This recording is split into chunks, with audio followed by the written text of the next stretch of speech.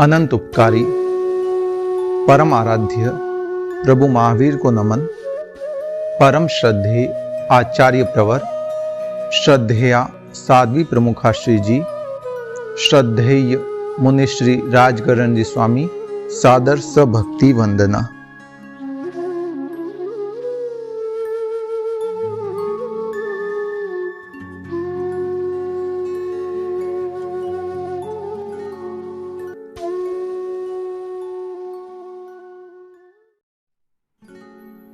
जय जिनेन्द्र।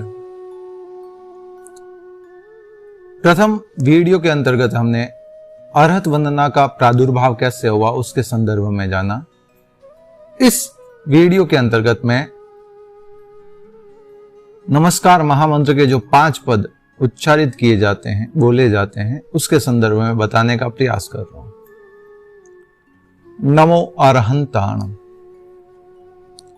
अरहंताणम, कई जगह यह एक जिज्ञासा रहती है कि ये क्या। तेरापंथ धर्म संघ में अरहंताणम बोला जाता है, कहीं अरिहंताणम है। हकीकत कहूं तो 3 शब्द आते हैं, अरिहंताणम, अरुहंताणम और अरहंताणम। होता क्या है कि तीनों शब्दों का अर्थ अलग अलग होता है। हम शब्दों का अर्थ नहीं लेते हैं, भावार्थ लेते हैं। अरिहंत का अर्थ होता है अरि यानी शत्रु, हंत यानी नाश करने वाला, शत्रु का नाश करने वाला। शब्दार्थ लेते हैं तो कहीं ना कहीं हम एक ये भी इसका मीनिंग निकाल सकते हैं कि जो शत्रुओं का नाश करता है वह अरिहंत है। भारत सरकार ने अभी एक पनडुब्बी का नाम अरिहंत दिया है, तो जैन समाज के कुछ आचार्यों ने और श्रावकों ने इसका विरोध किया कि ये तो हमारे तीर्थंकर को कहते हैं। तो सरकार ने सीधा कहा कि अरिहंत का अर्थ होता है शत्रु का नाश करने वाला, और ये पनडुब्बी शत्रुओं का नाश करेगी। जो हमारे भारत देश के विरोधी हैं, शत्रु हैं, उनका संहार करेगी, तो इसीलिए अरिहंत नाम दिया। हम भावार्थ लेते हैं, कर्म रूपी शत्रुओं का नाश करने वाला, अरि आत्मा शत्रु, 4 घाती कर्म का नाश करने वाले जो हैं वे अरिहंत कहलाते हैं। हम भावार्थ लेते हैं, मगर शब्दार्थ ले तो शत्रु का नाश करने वाला हो जाएगा। दूसरा शब्द होता है अरुहंत। यह भी कई जगह उच्चारित किया जाता है। अरु यानी बीज, हंत यानी नाश, अर्थात जिसने जन्म मरण रूपी बीज का नाश कर दिया है उसे अरुहंत कहते हैं। और तीसरा शब्द होता है अरहंत। नमो अरहंताणम। अरहंत का अर्थ होता है अर यानी चक्र, हंत यानी नाश। जिसने जन्म मरण रूपी चक्र का नाश कर दिया है उसे अरहंत कहते हैं। तो ये 3 शब्दों को जानना जरूरी होता है। हम भावार्थ लेते तीनों शब्दों का, मगर अगर शब्दार्थ भी ले अरहंत शब्द का तो गलत नहीं आएगा। शब्द तीनों उल्लेखित होते हैं, गलत एक भी नहीं है। तो इसीलिए नमो अरहंताणम अर्थात अरहंतों को मेरा नमस्कार है, जिन्होंने राग द्वेष को जीत लिया है, 4 घाती कर्मों का क्षय कर लिया है, जिनके 8 प्रातिहार्य हैं, ऐसे 12 गुणों से सुशोभित अरिहंतों को मेरा नमस्कार है। वर्तमान में सिमंद स्वामी हमारे अरिहंत हैं और वे महाविद्य क्षेत्र में विचरण कर रहे हैं। सिमंद स्वामी जैसे 20 तीर्थंकर वर्तमान में महाविद्य क्षेत्रों के अंतर्गत मौजूद हैं। जगन्य तीर्थंकर 20 होते हैं, कम से कम मिनिमम तीर्थंकर 20 एनी टाइम रहते हैं, और मैक्सिमम 170 होते हैं, 170 तीर्थंकर होते हैं। 170 तीर्थंकर भगवान अजितनाथ के समय थे, तब 170 तीर्थंकर थे। जितने क्षेत्र हैं उन सभी क्षेत्रों में तीर्थंकर उस समय अवतरित थे। दूसरा पद आता है नमो सिद्धाणम, अर्थात मैं सिद्धों को नमस्कार करता हूं। सिद्ध कौन है? जिन्होंने 8 कर्मों को क्षय कर दिया है, जिनके जन्म मरण की परंपरा एक तरह से छूट चुकी है, जो सिद्ध बुद्ध और मुक्त बन चुके हैं, उनका किसी तरह का कोई भी संसरण नहीं हो रहा है, कहीं पर भी आवागमन नहीं है, बस वे स्थिरता में हैं, अपने आत्मरमणता में हैं, आत्मानुभूति के अंतर्गत हैं, अनंत ज्ञान अनंत दर्शन से युक्त हैं, केवल ज्ञान केवल दर्शन, असंवेदन, कोई तरह की संवेदना नहीं है, आत्मरमण, वे आत्मा के अंतर्गत रमण कर, अटल अवगाहन। उनकी जो अवगाहना है वो अटल है, हिल डुल नहीं सकती। हम तो हिलते डुलते रहते, तीर्थंकर स्थिर रहते हैं, सिद्ध स्थिर रहते हैं। अगुरु लघु, न तो वे छोटे हैं न बड़े हैं, यथा रूप हैं। जब वे मोक्षश्री का वर्ण किए, जिस समय जिस अवस्था में थे उसी अनुसार वे वर्तमान में भी विद्यमान है। चाहे काल अनंत हो गया हो मगर वे फिर भी हिल नहीं रहे, अटल हैं। अमूर्तिकपन अर्थात वे किसी तरह के कोई भी रूप में नहीं है, वे अमूर्तिक हैं अर्थात अरूपी है, कोई रूप नहीं है, निराकार है, वे आकार नहीं है उनका, केवल एक आत्म प्रदेशों का समुच्चय समूह है और कुछ नहीं है, उनका कोई आकार प्रकार नहीं है।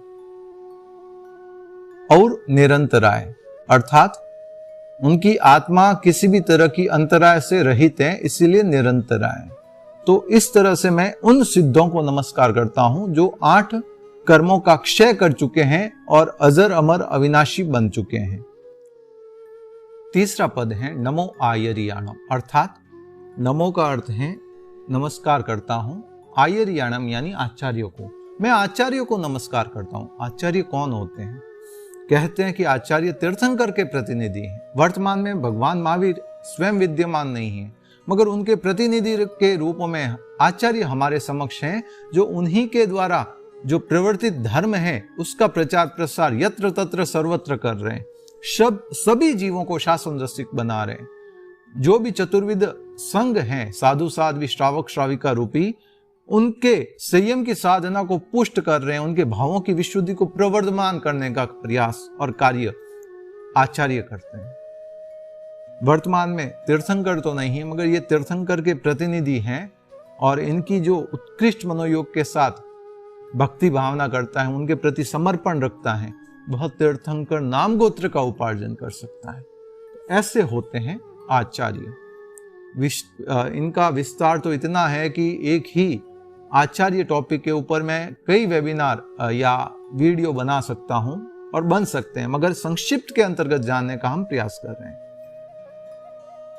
चौथा पद आता है नमो उपाध्यायाणम अर्थात मैं उपाध्यायों को नमस्कार करता हूं। उपाध्याय कौन होते हैं? वे 25 गुणों के धारक हैं। 11 अंग 12 उपांगों के जानकार होते हैं। ये 23 गुण हो गए 23, 11 अंग 11 और प्लस 12 अर्थात 11 और 12 को जोड़ा तो 23 गुण हो गए, और 2 अध्ययन और अध्यापन में कुशल, ये 25 गुण होते हैं उनके। अर्थात वे स्वयं आगमों का अंग और उपांग का अध्ययन करते हैं और जो नव दीक्षित साधु साध्वी हैं उन्हें उसका अध्ययन करवाते हैं, उन्हें उन आगमों का अध्यापन करवाते हैं, स्वयं भी करते हैं औरों को भी करवाते हैं। तेरापंथ धर्म संघ में उपाध्याय की परंपरा नहीं है, वह आचार्य के पद में ही सम्मिलित है, क्योंकि आचार्य केवल तीर्थ का प्रवर्तन नहीं करते हैं, तीर्थंकर के प्रतिनिधि ही नहीं है। तेरापंथ धर्म संघ के अंतर्गत वे पढ़ने और पढ़ाने का कार्य भी करते हैं, आगम का स्वाध्याय भी करते हैं और साधु साध्वियों को और श्रावक श्राविकाओं का स्वाध्याय भी करवाते हैं। तो इसीलिए उपाध्याय पद तेरापंथ धर्म संघ के अंतर्गत आचार्य में ही सम्मिलित है। 5वां पद आता है नमो लोई सब साहुणम, लोक के सब साधुओं को नमस्कार। लगभग कम से कम 2000 करोड़ साधु होते हैं और मैक्सिमम 9000 करोड़ साधु होते हैं, 9000 करोड़।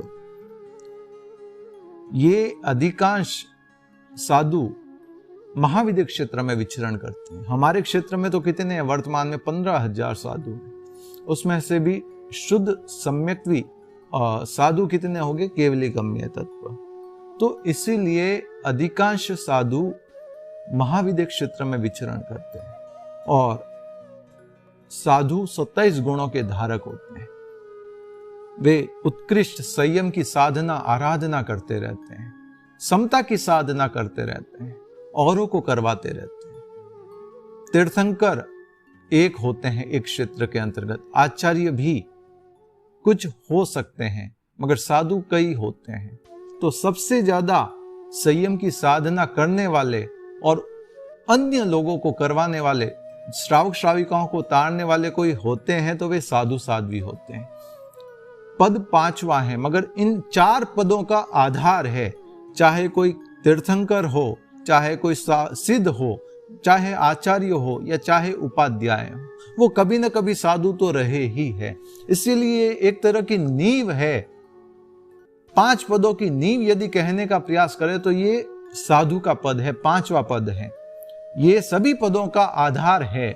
इन्हीं साधु बनकर ही कोई भगवान महावीर भी 12.5 वर्ष तक साधुता के वेश में रहे, साधुता के अंतर्गत रहे, फिर वे तीर्थंकर बने, तीर्थ का प्रवर्तन किया जब उन्हें केवल ज्ञान प्रकट हुआ।